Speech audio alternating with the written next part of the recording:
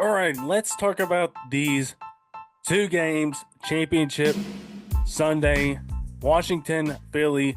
They're going to be up first. They are going to be the afternoon game kickoff at 2 o'clock at Philly, with the Eagles coming in as the favorites, coming in as around a 6 point, 7 point favorite heading into this game. Now, of course, both these teams, they know each other pretty well. They face each other twice a year, and now we got the rubber match with these two, with Philly taking that first matchup in week 11 and Washington taking that second matchup here in week 16. So it was only a few weeks ago that both these teams met up and played each other. So the matchup is split, the rubber match taking place at Philly with a couple of question marks. One being Jalen Hurts' health. How healthy is he? Is he 100%? Is he not? And will that play a factor in this game? I think it could. If he's not 100%, I think that could play a little bit of a factor here in this game. Now, taking a deeper dive into this game, let's talk about that Week 11 game real quick. That was during where the Commanders, if you remember, they had a little bit of a blip in their period of time where they lost three straight. I believe this was the first of the three that they lost. And you take a look at this game. Eagles in this game had 434 yards. Washington had 264, but they had 93 yards rushing. And you take a look at Washington's run offense, it is top five in the league. I think maybe even top three in the league. If you take a closer look at it, it is a legit top running offense in this league. And if you take a look at that game a little bit more, you take a look at the Jayden Daniels of it all. And we talked about this guy's ability to be confident and poised under pressure. And you just take a look at what happened in these two games. You take a look at the Week 11 game, and you see what happened there with Jayden Daniels. And he threw a pick. He was sacked 3 times on 7 pressures. But a lot of that pressure, it looked like it stemmed from inside. And I think that could be a particularly big issue with no Sam Cosmi, who I believe is not playing in this game. And you just saw Jalen Carter have a huge game against the Rams' interior offensive line, and where he just wreaked havoc continuously on that offensive line. So I think you're a little bit worried about that. And you take a look at what Hurts did from pressure.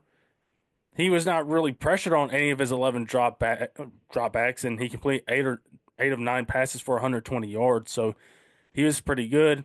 Now you take a look at again. You talk about what happened in that first game. Jayden Daniels was blitz on 5 of his 11 dropbacks in that first game, and that was the lowest blitz rate that he had faced all season long. Second game, the Eagles jumped that up a little bit. And they in that game they sent their second highest blitz rate. So they're like, okay, let's try to turn up the pressure on the young rookie quarterback. And like he's done throughout this season, has continually shown that, hey, I'm not scared of you guys bringing any pressure. I'm super confident, I'm poised, and I have the swagger to complete these passes in tight windows when under pressure where 5 or 6 guys are coming right at me. And you just take a look at what he did in that second game. You look at what he did. They've come away with 1 sack in both of these games with Jayden Daniels. And so that says, like, hey, you can't get after this guy. You take a look at what they did in that second game, or all these games as a whole. They've gotten pressure on over half their blitzes against Daniels, but it's only been 1 sack. And he's really taking advantage of the less coverage that they've gotten with them sending more guys.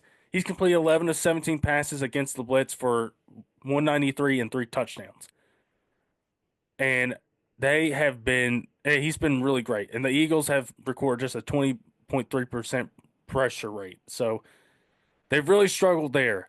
And you just take a look at what the Lions did in that game, in the divisional game, and you're like, I mean, what do we do here? what kind of game plan do we have here for Jayden Daniels where we know blitzing isn't going to do a whole lot to him? What do we do? Do we just lock guys up in man coverage, zone coverage? What do we do here?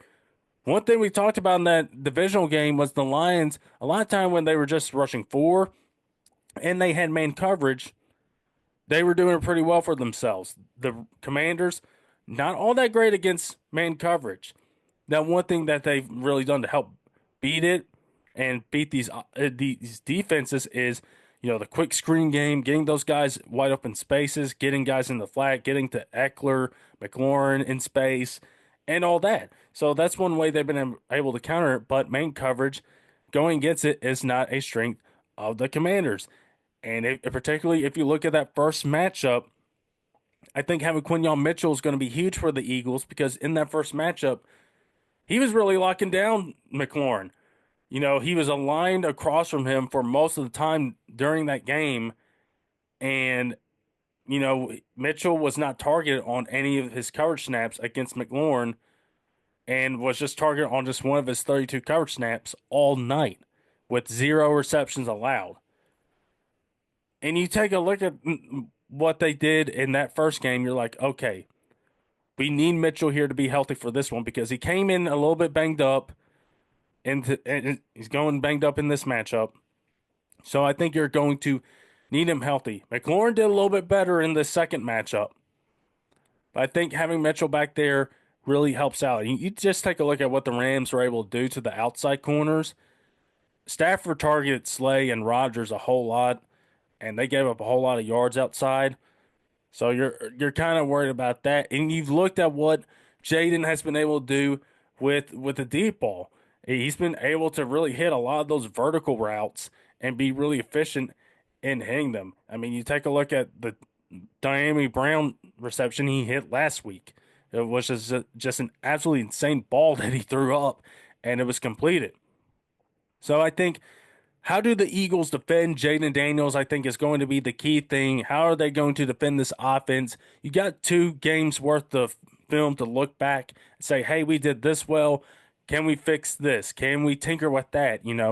Do we play a little bit more man than we usually do? Because, again, the Commanders have some difficulty with the man defense. So do they do that? Do they play more zone? What do they do about the linebackers? You don't have Nakobe Dean. What are you going to do with Zach Bond and Burks back there? What are their roles going to be in helping defend Jayden Daniels and make sure he doesn't get out of the pocket? Because that's definitely one thing you've got to worry about with Jayden Daniels. And, if you take a look at what he's done against the Eagles in these games, it hasn't really been great. In those games, they allowed just 15 rushing yards and 1 first down on 5 scramble runs from Jayden Daniels. And in fact, it was his lowest yards per carry and success rate on scrambles in a game this season. I believe that was the Week 16 game or the Week 11 game. It was one of those. And on 2 designed runs, he was also limited to 3 rushing yards. So I think keeping gap integrity, making sure that you can keep an eye on Jayden Daniels, and I think having a linebacker keep an eye on him, I think that does help making sure that he doesn't get out of the pocket and tries to do something. I think, again, do what the Lions didn't do and just really kind of constrict the pocket, compact it to where he doesn't have a whole lot of space to do a whole lot of anything. So that's going to be, I think, the key here with the Commanders and this Eagles defense is what they do with Jayden Daniels. How well does Jayden do in this NFC Championship game? That's going to be the key here. You take a look at some other of these stats right here. Again, going back to the whole vertical routes thing, if you have a lot of man coverage or even zone, Jayden is completing over 50% on those vertical routes, throwing 12 touchdowns, 3 interceptions. So he's been doing really good, and he had 4 of those in Week 16 against the Eagles. And I think if you're Jayden, you're like, can we have more of a game like we had in Week 16 compared to Week 11? Now, I will say the difference was in Week 16, Jalen Hurts was banged up in this game, and a lot of it was Kenny Pickett taking snaps for the Eagles in this game, and it was only a 3-point game. At two different points, the Commanders were down double digits in this game. Early on, when the Eagles were up 14-0, uh, and then later on when they were down 13 points in the fourth quarter. So at two different points, they were down 2 touchdowns. So even though you probably don't want that to come into factor into this game, you're like, hey, listen, we want the type of offense that we have come alive in this game. Now, we'll tell you one thing that caught my eye going to the Eagles here is just taking a look at what they did in both these games as well. Now, if you take a look at what Saquon did really well in both these games, particularly that first one. He went for 145 in this game, scored some touchdowns, and was really well against this Commanders rush defense that has not been great. And reminder, they gave up a lot in that first half against Gibbs. In the second half, they did a little bit better, really kind of constricting him at Montgomery and them not getting really a whole lot of yards after the carry. So I think you take a look at that and like, okay, can we apply some of that to this game plan? Because you take a look at this Week 16 game that they had, Saquon, if you remember, tore them up in that first half. Really, in that first quarter, Saquon already had 109 yards and a touchdown. So if you take a look at that, it's like, okay, well, Saquon did really well, but in the second half, really didn't have a whole lot of anything. Really didn't do anything. He only gained had -4 rushing yards after contact, and was hit behind the line of scrimmage 13 times in that second half. So, and that was without Jalen Hurts, and this is why I bring the Jalen Hurts of it all up too. These quarterbacks are huge, are big, impactful to what they are going to bring in this game. Jayden, because of his ability to beat the blitz. Jalen, because you don't know how healthy he's going to be with that banged up knee. So you're going to have him in this game, unlike the Week 16 game for most of it, but he's a little bit banged up. He's not 100%. And what does that do to this rushing offense if you don't have 100% Jalen Hurts to help run this offense? And they run a lot of zone read. If you take a look at this Philly offense, there's a lot of meshing with the zone read and the blocking schemes and the multiple blocking schemes that they employ, whether it's they pin some guys down, they can go down and take a couple guys out. They got some pullers, and they really do a whole lot with their running game with those zone reads. And because of Jalen Hurts' ability to go and take off, like you saw last week when he had 44-yard touchdown, he is a big threat to keep it and just take it to the house. But if he's not 100% healthy, what does that do for the Commanders in defending Saquon? In which I think if you're Washington, you may want to try to test that knee out. You want to try to test that knee out and see how healthy he is and build a game plan, I think, from that. It's like, okay, we know that the knee isn't 100% healthy and he's not moving really well. We can get after him in the pocket. And we know that for a lot of it, he's not going to keep it. He may keep it a couple times, but a lot of it's going to be a handoff to Saquon. So maybe you adjust your game plan on that during the course of the game. So I think that is going to be a really key thing here with the Eagles right here. It's just how healthy is Jalen Hurts and how healthy is he to run this offense to its full potential where they're able to do those zone reads with him being involved and being able to take off and do stuff in this offense. And listen, one thing to keep in mind, if that does happen, I think you got to expect a lot of boxes where there's 7, 8 guys in the box trying to load up and stop Saquon. That's going to be difficult because over the course of the season, against 8-man boxes, he's about the 4th best running back that's been involved in 8-man boxes. You take a look at what they do. They do such a good job of scheming of Jeff Stoutland, I believe, or Southland. He's done a really great job. It's even though they've lost guys over the course of the years, the Eagles' offensive line is still good because the guy's an excellent coach, and he's really coached these guys up. Like Mailata, who's become a premier left tackle, Dickerson, Jurgens, who's a Pro Bowl here in his first year as a starter. Becton has seen a little bit of a resurgence, and he's still got Lane Johnson over there. So it's a really good offensive line they got going, and they're really great against these eight-man boxes. They got some really good plans and answers against them. But again, will Hurts not being 100% affect that to where you're seeing Saquon tackled behind the line of scrimmage here in this one, and it's kind of a repeat of what happened in the second half and really second quarter of that Washington game in Week 16? Are we going to see a replay of that?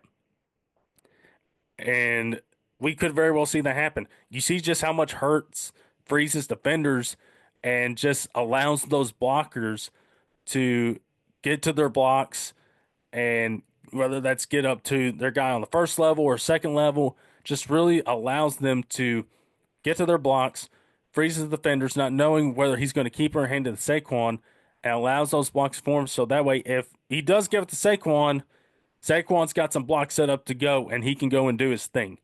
So I think that's going to be the really key thing here is Jalen Hurts being 100%, not, we know he's not going to be 100% healthy, but being as healthy as he can and showing that that knee isn't going to affect him. If he shows that, then we could see a little bit of a repeat of what happened in Week 11, in which he was doing just fine and being able to run the ball and being able to throw the ball.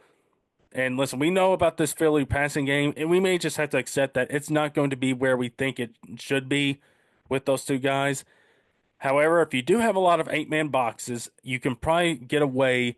You're probably going to have a lot of man coverage on the outside, and you're like, okay, well, we got some one-on-one matchups with Devontae Smith and A.J. Brown, and you feel like, hey, we can win those matchups. Even though Lattimore's a really good corner, like, listen, we feel like those guys can beat anybody one-on-one in man matchups. And so you're like, okay, we'll throw some crossers in here. We'll throw some mesh routes in here.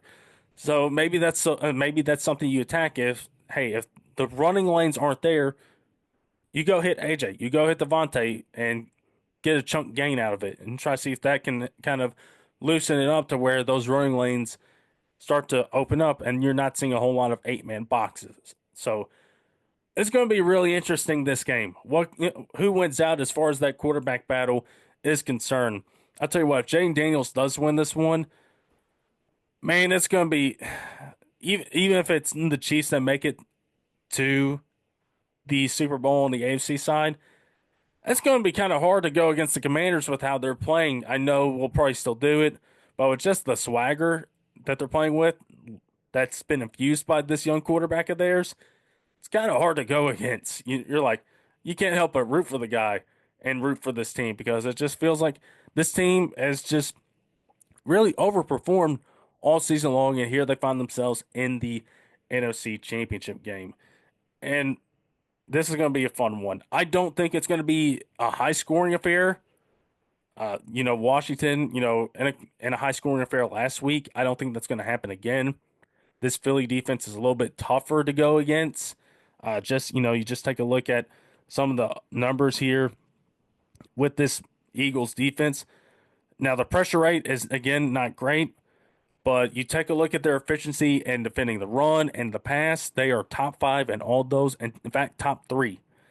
But the Commanders are top 5 in their passing efficiency and rushing efficiency for offense. So it's going to be a battle with both these teams. It's a rubber match for a reason.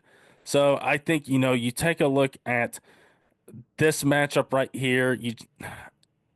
I think even though Jayden Daniels has done really well, I think we're going to see a little bit of a replay of that first matchup and where say, hey, we saw what blitzing did for the Lions. It's one reason why they're home is because they blitz a little bit too much and they bit off more than they can chew. And I think we're going to see a little bit of what happened in Week 11 in which the Eagles did win that matchup. Granted, it was 26-18, but I think, and that was a Thursday night game, but I think we're going to see a little bit of a replay of that one. But I'm not going to count the Commanders out. I don't think any of us should count them out.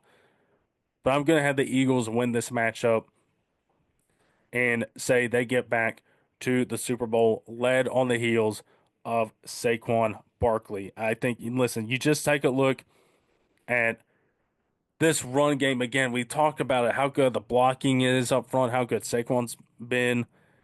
You just take a look at the Commanders' defense against the run is really in the bottom half of the NFL, bottom half of the league.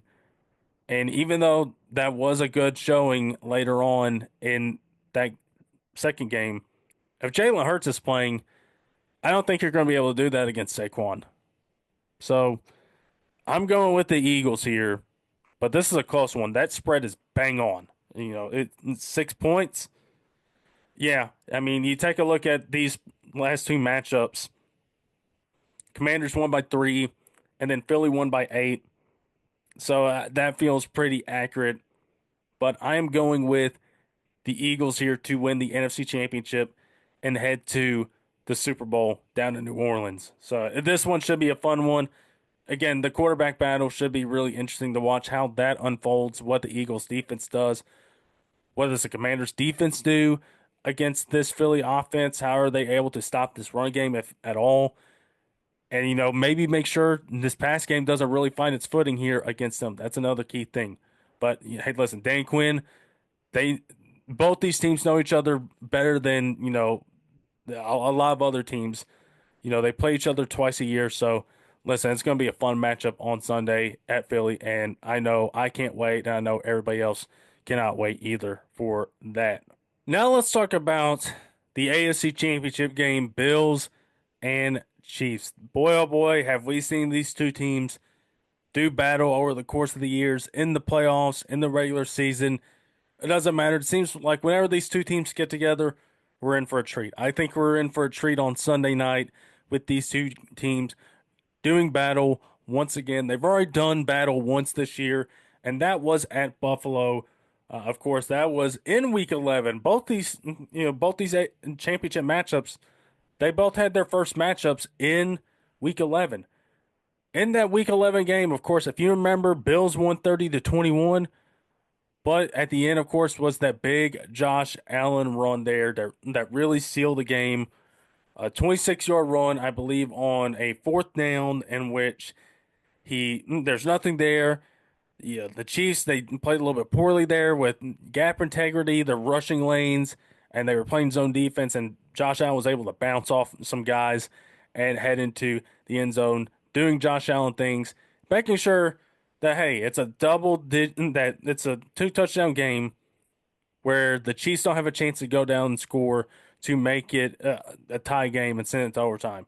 So that was a really smart move there. Again, it's 24-21. You're like, we're not going to kick the field goal. We're going to try to get this so Mahomes doesn't get the ball. And if you do that, then listen, you don't need to score again and keep the ball away from him. You just run the clock out. But also scoring really helps there too with what he was able to do and making sure that it's he doesn't have they don't have a chance. Mahomes doesn't have a chance to go and do anything there at the end. So again, both these teams, they play in some really good matchups here.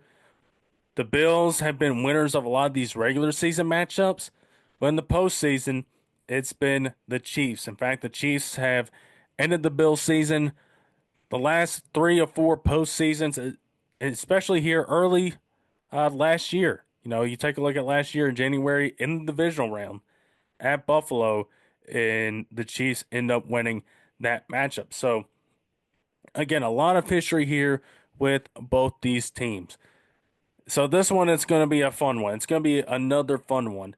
We got to start with the quarterbacks here because these two are some of the best in the game. They're two of the best to do it right now. Josh Allen, again, we mentioned it on our pod earlier this week. This guy's been phenomenal. There's a reason why he's an MVP candidate. This guy has really limited his turnovers and is really playing within this offense to perfection and like not giving away any sort of big plays. And listen, he had an interception in this matchup in Week 11, but other than that, he's really been careful with the ball here and has been maybe the best that we've had. Again, we mentioned that stat where I believe it's like 4.2% that he's given it up on either, fumbles, interceptions, or whatnot. So he's done a really great job of protecting the ball. And listen, even though they're not divisional opponents like the Commanders and Eagles, these two teams know each other. They've played each other enough times to really know each other and what the other likes to do and what a lot of the tendencies of these guys are, especially the quarterbacks. So, I mean, you take a look at what Josh Allen was able to do in this matchup the first go around, you know, against the Chiefs. He wasn't as successful at, running the ball because we know Josh has relied on his legs a little bit this year. He's one of only four quarterbacks with 100 carries. And, you take a look at those carries, third in yards after contact among those guys, and he has the highest success rate with 65.7%. So he's been really good. But against the Chiefs, did a really good job of limiting his scrambles. It dropped to 50%. And even though the scramble runs were, he had a majority of those yards there, they didn't let him go out there and get a ton of them and being sure to wrap him up pretty easily. You only had 5 carries of that in that game.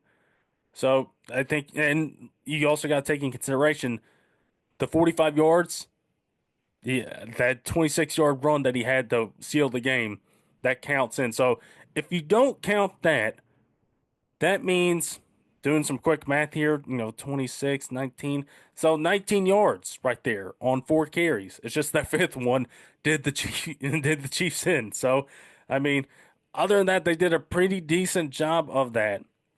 And he relies on his legs against the Chiefs. And you just take a look at the matchups against them. He's averaged 4.1 design rushes against them. And I imagine we're going to see that a little bit more here in this game. And also, I think, you take a look at these matchups across all of them. Spagnuolo has not really gotten a whole lot of pressure on Josh Allen. They just haven't been able to get a whole lot of that when he's been under center. So I think you take a look at that. And you take a look at what the Chiefs have done with their blitz rate, their pressure rate. You take a look at all that. You take a look at what they've done in week 11. It was 33.3%, 37.8% blitz rate.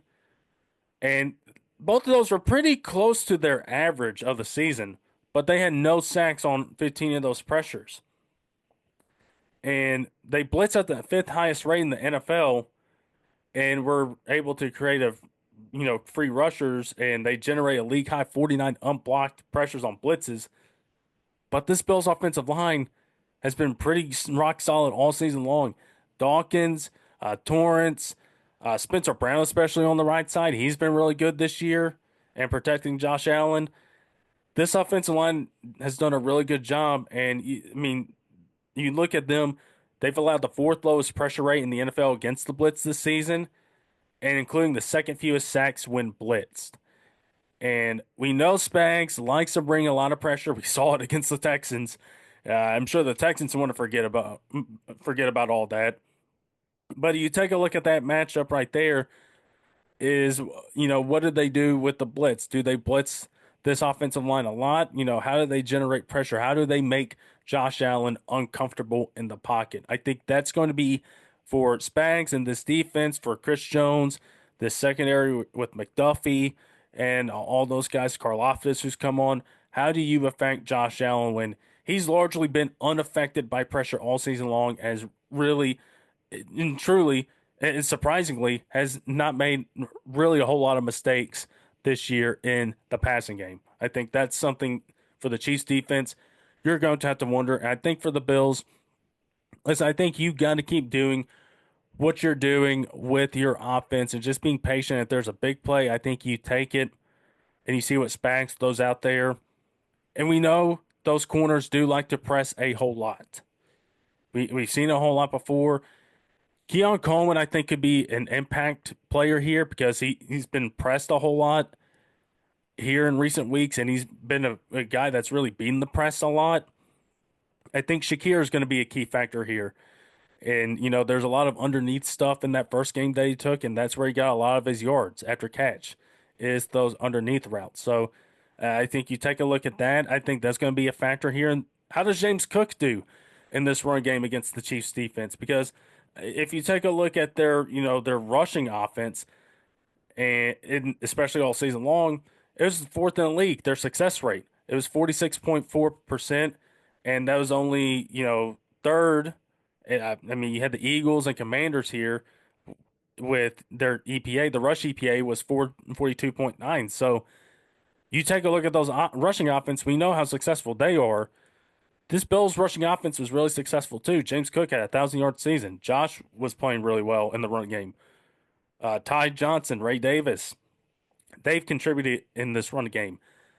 But in that run game against the Chiefs, it dropped all the way. The success rate dropped from 46.4 to 38.7. James Cook, even though he had two early touchdowns, really kind of struggled in this game, especially in between the tackles. And I believe Josh led the team in rushing in that game. So I think that's a key factor to keep in mind is the running game and how it did in that first matchup. But I mean, in that game, that was probably one of the Chiefs or Bills rather probably worst games running the ball. I mean, you take a look at all their rushing stats for all the season and where they ranked. They rank in the top 10 of a lot of rushing stats. Red zone, stack box, inside tackles, light box, under center, you name it. They're in the top 10 in all those stats. So this running offense has been really good. And you can point to it as a key reason for success with how they've played this year. But in that Chiefs game, it was not the best that they had been all season long. It was really for them a poor effort as far as being able to have any success, really kind of running the ball against this Chiefs front. So I think that's a factor you kind of can take a look at. Can they have more success running the ball in this game than they did in this Week 11 game in which they won? The run game, even though it wasn't great, you still got the win. Again, I think you can point to a lot of heroics from Josh Allen there, but also you can point to this Bills defense. And, they got a couple of Mahomes takeaways in this game. I think that can be a key factor here, too. I mean, you take a look at what Mahomes did against them, against this Bills defense. The pressure rate all season for the Bills was 34.9. It jumped up to 37.1. And, you had about the same blitz rate, and with that, you allowed five completions on 11 attempts that went for 55 yards, two touchdowns, and an interception. And then you take a look at what Mahomes did against those pressures. He threw for multiple touchdowns against those pressures. First time he's done that since week 14 of 2022. And there's a lot of play action in this game, which that running game for the Chiefs was not great too. Kareem Hunt was the leading rusher in that game, and I believe he only went for about 40, 50 yards.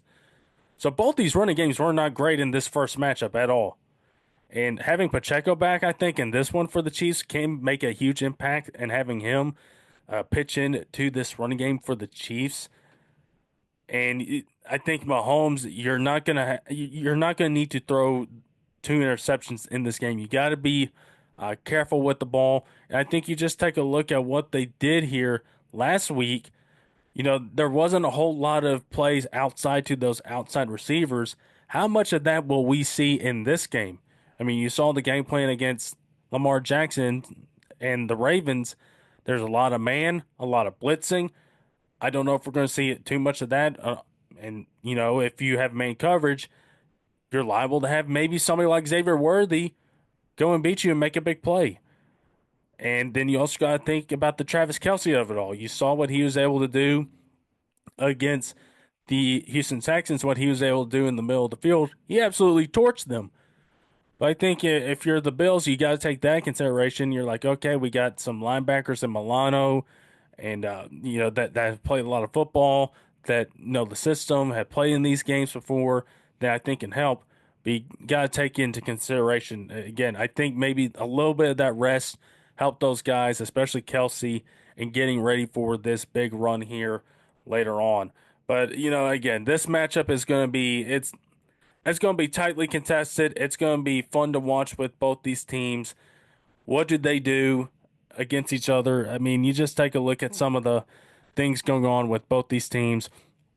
It feels like even though the Chiefs might throw some pressure at them, the Bills have done a really good job against that all season long. They've been good against pressure in the passing game and just being able to pass and just being able to take care of the ball.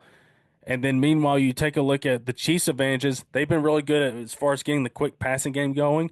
I think you can have Worthy pitch into that. Hollywood Brown, get to Hopkins, who Hopkins, I think we'll see him play a factor in this game because he was targeted once in that Houston game, but did not record a catch. So I imagine we're going to see Hopkins have a little bit of an impact on this game and, be more impactful than he was in that first outing.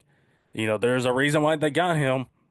And I think he can be impactful in this matchup. I do think also, again, we talked about last week, the edge rusher to tackle matchup with the Bills defense and Chiefs offense, I think is going to be key here in this week. Rousseau and Von Miller, I think, can get after it. Rousseau has been he's seen a really big uptick in his stats and his pressure and sack numbers this year. So I think he can be a big factor because he's a big guy. I believe he's like 6'5", 6'6", something like that, 260 or something like that. And he's got a lot of length to him. So you've seen how Joe Thuney, what having it to go against Will Anderson can do. We've seen that give him trouble. So I think that's going to play a factor here as well. And just seeing like, is that going to be a factor here with the Chiefs here? It's just you got to be worried about the tackles. You're not worried about the inside guys. Caliendo, who did succeed some pressure in that game, was okay, but Humphrey and Trey Smith, I believe Trey had a penalty in that game, but overall they were really good. That interior is really good. It's hard to get anything inside against them. Maybe Ed Oliver can pitch in and help in there. Daquan Jones can help out. But I think the tackles is where, if the Bills get any pressure on Mahomes, that's going to be where it's at. It's going to be at the tackles. It's going to be Rousseau, Epinesa, Von Miller. It's going to be those guys. But I take a look at this game, and you take a look at how this game is played out in the postseason, and it's very hard to pick against the Chiefs here in this scenario at Arrowhead when it feels like a lot of things are going for them. I think this is a matchup the Bills finally get them. I'm going with the Bills here. I'd like where the Bills stand in this matchup. I think, how they played this whole season, even though there's not been a whole lot of explosiveness, a whole lot of big plays here, they've done really well. They've been patient. They've let things form in this offense. Josh has been a key reason why. He's been a patient guy, hasn't turned over the ball a whole lot. I don't think that happens here in this game. I think he does well against this Chiefs pressure, even though Karlaftis and Jones are getting after it.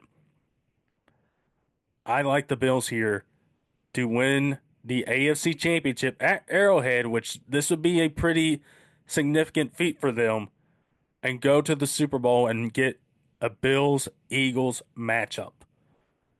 And listen, I think either way, we are set up to have a fun matchup with either of these four teams.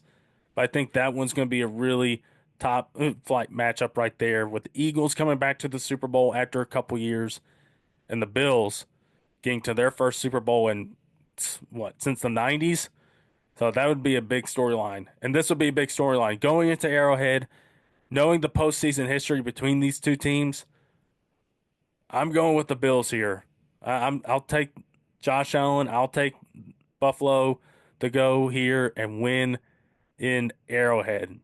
So that's my AFC Championship pick, and it's out there for everybody to see. So we'll see how it comes to fruition on Sunday. And I mean, who knows? The Chiefs might in fact end up winning this game on Sunday. It'll just be a repeat of Eagles Chiefs. Run it back on Super Bowl Sunday here in a couple weeks. So that is the NFC and AFC Championship previews.